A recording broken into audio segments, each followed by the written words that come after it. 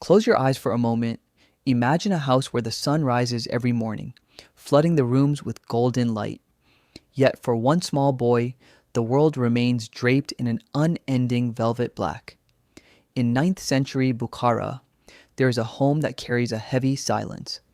It is the silence of a widow who has lost her husband, and the silence of a son, Muhammad ibn Ismail, who has lost his sight. Have you ever sat in a room so dark you couldn't see your own hand? Now, imagine living there. Imagine the frustration of a child who hears the birds but cannot see their wings, who feels the warmth of the sun but cannot find its place in the sky. This is not just a story of a boy who was blind. It is a story of a mother who refused to let his soul be darkened by his circumstances. It is a story of the invisible threads of dua that connect a desperate heart on earth to the throne of the Almighty. Years pass, not days, not weeks, years. For this mother, the day did not end when the sun went down. That was only when her real work began. While the city of Bukhara slept, while the markets were empty and the dust settled on the streets, she would rise. She would stand in the corner of her room, her prayer mat worn thin by the friction of her forehead. We often think of prayer as a single moment, but for her, it was a marathon. She wasn't just asking for a miracle, she was living in a state of constant turning toward Allah. Imagine her thoughts during those long, lonely nights. She would look at her young son sleeping, so gifted, so bright of mind, yet unable to read the words of revelation he so dearly loved. She felt the weight of his future. Who would care for him when she was gone? How would he navigate a world built for the seeing? Every night, the same plea, Ya Allah, you are the restorer. You are the giver of sight. You are the one who says be, and it is. She did not grow tired. She did not say, I have prayed for 1,000 nights and nothing has changed. Instead, each night her heart became softer. Each night her certainty grew. She learned that delay was not refusal. It was an invitation to stay at the door of mercy just a little longer. She found a strange sweetness in her tears, a closeness to her Creator she never would have known had her life been easy.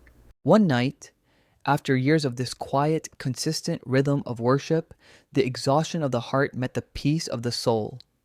The mother of Muhammad fell into a deep sleep, and in the stillness of her dream, a figure appeared. It was the Prophet Ibrahim, the friend of Allah. His presence was like a cooling breeze. He said, O woman, Allah has restored the sight of your son because of your many tears and your frequent prayers. She woke up. The room was the same, the air was the same, but her heart was racing. She rushed to her son's bedside. As the first light of Fajr began to bleed through the window, she watched him. And then Muhammad ibn Ismail opened his eyes. For the first time in years, he did not reach out his hands to feel his way through the dark. He looked. He saw the color of the walls. He saw the tears on his mother's face. He saw the light. The miracle was not only that his eyes were opened, but that they were opened at the exact moment his mind was ready to absorb the world. The darkness was gone, replaced by a clarity sharper than it had ever been. The years of silence had ended, and the years of ink were about to begin. We know this boy today as Imam al-Bukhari.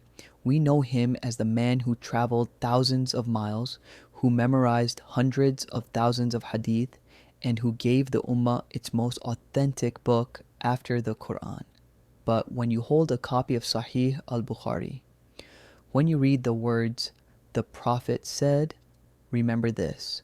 Those words were written by a hand that might have remained idle if not for a mother's midnight tears. Every letter in those volumes is a witness to her patience. Every authentic hadith we study today is a fruit from the tree of her dua. Often, we want our lives to be easy. We want our struggles to end in an hour or a day. But look at the mother of al-Bukhari. If her son had been healed on the first night, would she have reached that station of nearness to Allah? If the miracle had come easily, would we still be talking about her 1,000 nights of devotion? Her struggle was the soil, and his success was the harvest. She taught us that a mother's influence is not only in the chores she does or the lessons she teaches, it is in the spiritual atmosphere she creates in the home.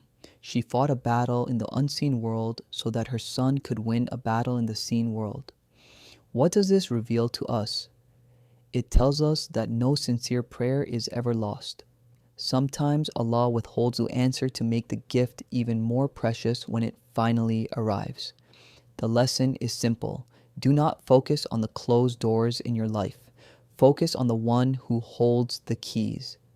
If you're facing a blindness in your life, a problem that feels impossible, a path that seems blocked, do not stop knocking. Be like the mother of al-Bukhari. Let your consistency be your strength. Let your tears be your ink. You may not see the results today, and you may not see them tomorrow, but the one who hears the whisper of the heart in the middle of the night never forgets a single word. May we be of those who pray with certainty. May we be of those whose patience is beautiful. And may we always remember, behind every great light in this Ummah, there was often a quiet, hidden soul praying in the dark, waiting for the dawn. Peace be upon you and the mercy of Allah.